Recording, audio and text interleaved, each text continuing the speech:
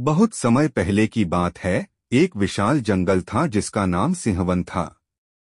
इस जंगल में ऊंचे ऊंचे पहाड़, कल-कल बहती नदियां और घने वृक्ष थे। यह जंगल हर तरह के जीव जंतुओं का घर था, लेकिन इसकी सबसे बड़ी पहचान थी शेर सिंह, जंगल का राजा। शेर सिंह का जन्म जंगल के सबसे ऊंचे पहाड़ सिंहगिरी की गुफा में हुआ था।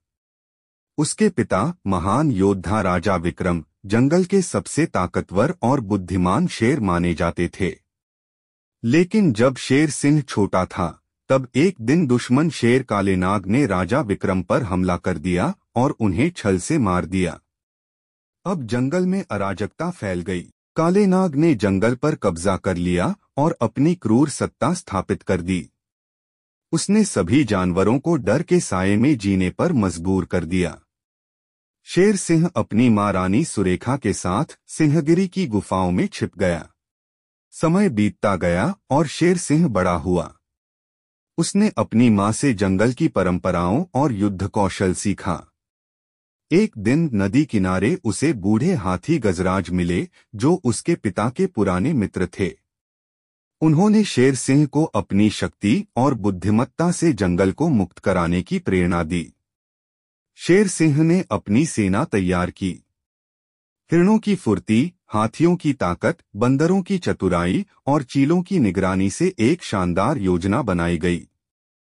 जंगल की नदी नीलधारा के पास युद्ध की रणनीति तैयार हुई। एक चंद्रमा की रात, जब जंगल शांत था, शेर सिंह और उसकी सेना ने हमला कर दिया।